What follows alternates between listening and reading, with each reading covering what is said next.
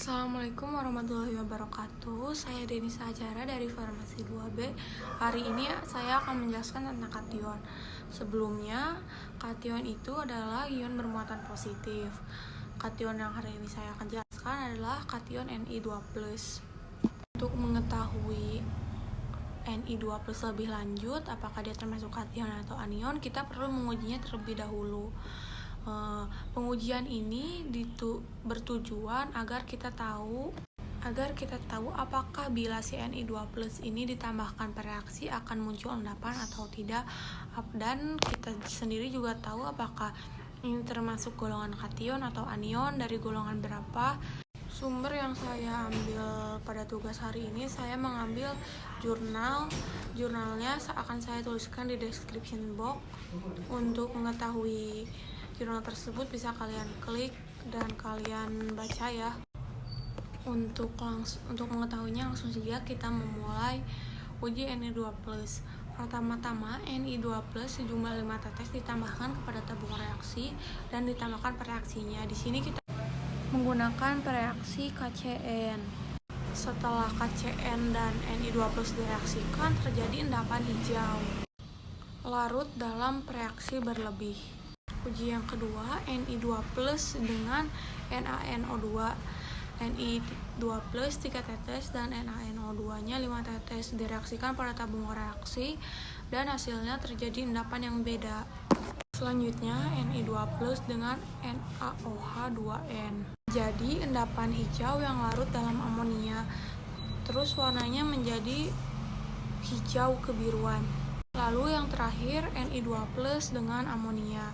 Nah, Ni2+-nya sama ya seperti tadi, 3 tetes dan amonianya 5 tetes pada tabung reaksi yang sama direaksikan dan hasilnya muncul endapan hijau yang larut dalam amonia berlebih.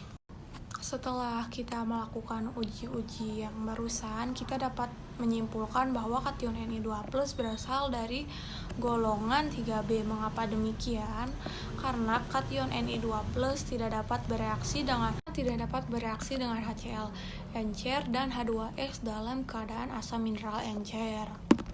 Sekarang kita tahu Ni2+ berada pada golongan 3B. Selain Ni2+ juga ada besi, kromium, aluminium, zinc, dan mangan.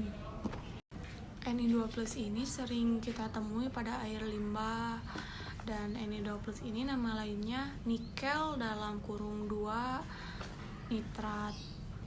Selanjutnya kita akan membahas tentang FeCN6,4-. Nah, ini termasuk kepada anion ya, soalnya bermuatan negatif. Nah, kita akan melakukan pengujian, tapi pengujian pada anion ini relatif lebih sederhana. Analisis anion tidak jauh berbeda dengan analisis kation. Hanya saja pada analisis anion tidak memiliki metode yang sistematis seperti analisis kation.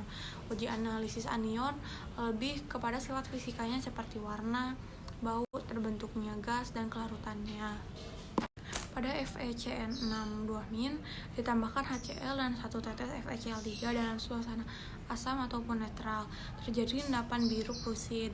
Lalu bila ditambahkan NaOH, endapan akan berubah menjadi warna coklat. Lalu FeCN6,2- kita reaksikan dengan HNO3 dan ditambah AgNO3 juga, terjadi endapan warna putih. FeCN6,2- kita reaksikan dengan H2SO4 encer dan ditambahkan CuSO4, terjadi endapan coklat, dan endapan ini tidak larut dalam asam encer. Nah, dari serangkaian uji yang kita lakukan pada uji kation Ni2+ dan anion FeCN6,4-, kita tahu Ni2+ ini biasa ditambahkan pada makanan sebagai zat anti kepal, dan di Uni Eropa Ni2+ ini digunakan sebagai pengganti garam. Sedangkan pada FeCN6,4- biasa digunakan dalam pembuatan wine dan asam sitrat. Nah, dari uji-uji yang tadi telah kita lakukan ya, baik dari kation dan anion, kita dapat menyimpulkan bahwa kation Ni2+ berasal dari golongan 3B, dan kation itu adalah ion yang bermuatan positif, dan sedangkan pada anion seperti FeCN6,2- adalah ion yang bermuatan negatif. Nah, untuk ujinya pada kation ini relatif lebih sistematis dan terstruktur lah ya. Sedangkan pada anion lebih sederhana karena ion-ion yang dapat mengganggu itu lebih minimal dan dapat diabaikan.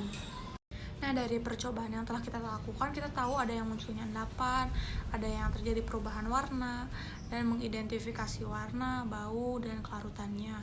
Nah, jadi uji yang kita lakukan hari ini tergolong analisis kualitatif karena lebih condong ke mengidentifikasi zat pada praktikum kali ini.